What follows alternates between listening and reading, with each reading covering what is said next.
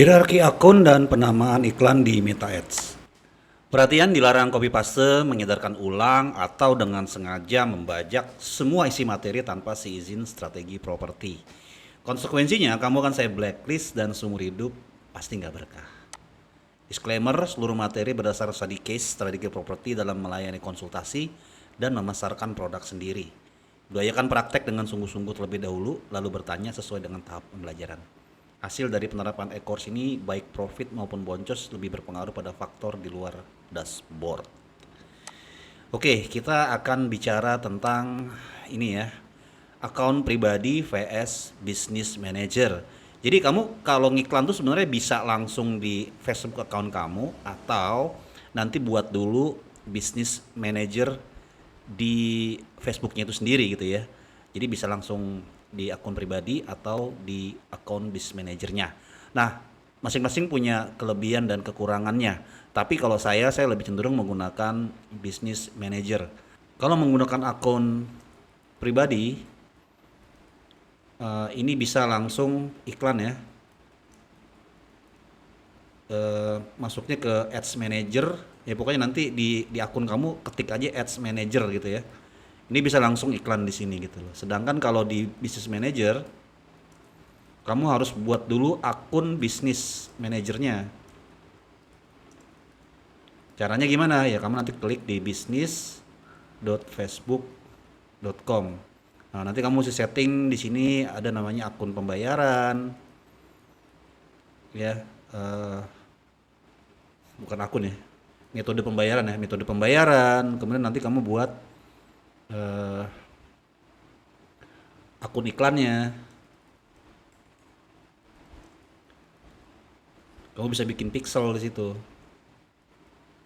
Ya, kemudian kamu bisa mengatur banyak hal di sini ya. Bisa mendaftarkan domain di situ. Gitu ya. Intinya aset-aset yang ada yang terkait dengan iklan itu kamu bisa manage di business manager. Nah, kalau mau bikin business manager bisa langsung ke business.facebook.com. Ya, jadi ingat ini ya, harus dibedakan antara akun pribadi dan akun bisnis. Kalau saya cenderung teman-teman buat akun bisnis. Nah, perlu diperhatikan juga untuk akun-akun baru saat ini memang agak sulit ya nanti pembuatan akun iklannya.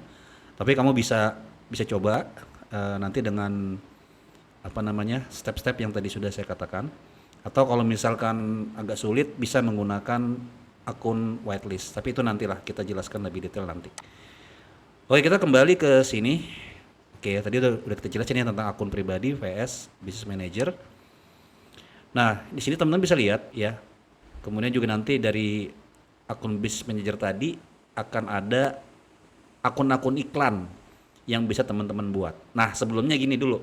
Alasannya kenapa sih kita menggunakan business manager, teman-teman? Jadi, kalau kalau saya gitu karena sudah cukup lama beriklan di Facebook gitu ya. Kita butuh yang namanya struktur gitu ya, terstruktur, rapi, sehingga nanti kita punya data dari step by stepnya gitu ya, dari langkah demi langkahnya. Kemudian kita bisa melihat nanti hasil iklannya seperti apa, strukturnya seperti apa gitu ya. Kemudian nanti hasil iklannya dari setiap proses itu kita bisa cek.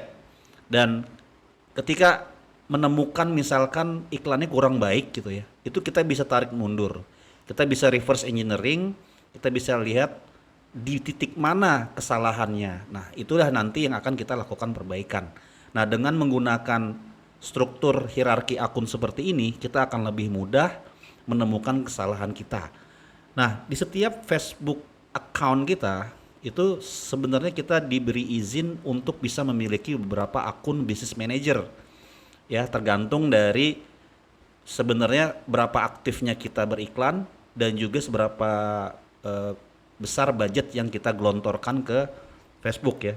Nah, rata-rata sih sebenarnya di setiap akun itu bisa dapat sekitar 4 sampai 5 akun business manager. Kembali lagi tadi tergantung kepada keaktifan teman-teman beriklan dan juga umur dari akunnya itu sendiri. Ya, let's say mungkin untuk awal-awal dikasih 1 atau 2 business manager gitu ya teman-teman ya.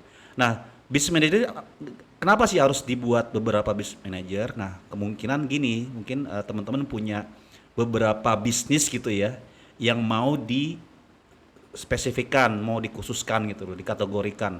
Sehingga nanti misalkan bisnis satu di properti, bisnis dua di kuliner. Jadi bisa masing-masing dibuat bisnis manajernya. Nah, nanti akun iklannya ada di mana? Yaitu ada di masing-masing bisnis manajernya. Nah, untuk akun iklan sendiri di masing-masing bisnis manager itu bisa juga ada beberapa akun iklannya gitu. Ad account-nya ada beberapa gitu ya. Sepengalaman saya bisa lebih dari 3 ya, bahkan mungkin bisa banyak lah gitu ya. Tapi tergantung lagi kembali tadi ya keaktifan dan juga bagaimana performa dari iklannya itu sendiri.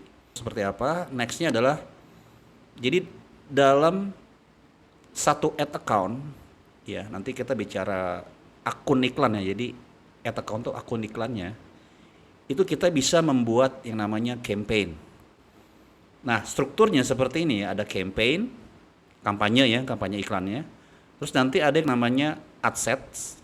Ya, ad set itu adalah set iklan yang nanti di sini kita meletakkan yang namanya targeting, placement, kemudian bisa juga meletakkan budget di sini juga bisa gitu ya. Lalu settingan seperti location juga nanti ada di sini. Nah, baru berikutnya ada yang namanya ads atau iklannya. Nah, iklan di sini ada copywritingnya, ada call to actionnya, ada misalkan pakai image-nya seperti apa. Nah, itu di sini, di sebelah sini ya. Terus meletakkan misalkan link, kita memasukkan link landing page kita, itu adanya di ads sini gitu ya. Seperti itu ya. Jadi inilah yang ada di account kita gitu ya, account iklan kita. Nah, nanti ada beberapa strategi sebenarnya ketika iklan, ada yang namanya campaign budget optimization atau asset budget optimization. Jadi nanti ada cara iklan tuh, misalkan kita ngiklan nih ya, itu kita bisa letakkan budgetnya tuh di campaign sini, ada juga nanti diletakkan di asset sini. Masing-masing punya fungsinya. Nah, nanti kita bahas di video yang lainnya. Untuk penamaan iklan di Meta Ads, kalau saya sih saranin ya untuk membuat penamaan tuh yang rapi dan terstruktur gitu ya. Tujuannya apa? Tujuannya agar ketika kita nanti membaca data itu kita tidak pusing ya. Jadi kita tahu nih ini iklan yang mana, kapan, waktunya, kemudian model iklan seperti apa, terus fasenya fase apa, misalkan testing atau fase prospecting atau remarketing, itu semua nanti dinamakan di sini ya. Nah, kalau saya pakai metode seperti ini ya, GRP ini, let's say ini nama dari perumahannya gitu ya, GPR ya misalnya, GRP ya. Terus ada leads, nih leads itu pakai objektifnya apa, kemudian ini fasenya apa, fase testing, sama tanggal iklannya kapan gitu ya. Karena nanti misalnya selesainya kapan gitu ya, terus misalkan dieditnya kapan gitu ya. Jadi ada tandanya gitu loh, penandanya seperti itu. Lalu di adsetnya, misalkan di sini kita pakai targetingnya apa, pakai interest gitu ya. Nanti bisa detailin misalnya interestnya apa nih. Dan kita misalkan mau ngetes beberapa interest gitu ya, nanti dikasih tandanya di sini. Yang lainnya ngikutin yang di atas. Kemudian untuk ads-nya, untuk iklannya, ya tinggal ditandain aja seperti ini. Misalkan ads 1 ya single image warna biru, ads 2-nya carousel, ads 3-nya video, atau nanti misalkan bisa juga misalkan single image semua nih. Nah, single image semua berarti dibedain tuh, ads 1 single image warna biru misalkan. Ads 2 single image warna merah, ads 3 single image warna ada orangnya gitu, misalkan seperti itu ya. Nah, video juga gitu, bisa misalkan ini video testimoni, ini video host tour atau apa. Jadi dinamain semua iklan yang ada di metanya gitu loh. Nah, tujuannya nanti supaya ketika kita nanti baca data ini semua enak dilihatnya. Jadi itulah ya materi tentang hierarki akun dan penamaannya. Semoga nanti bisa menjadi patokan bagi teman-teman ketika beriklan.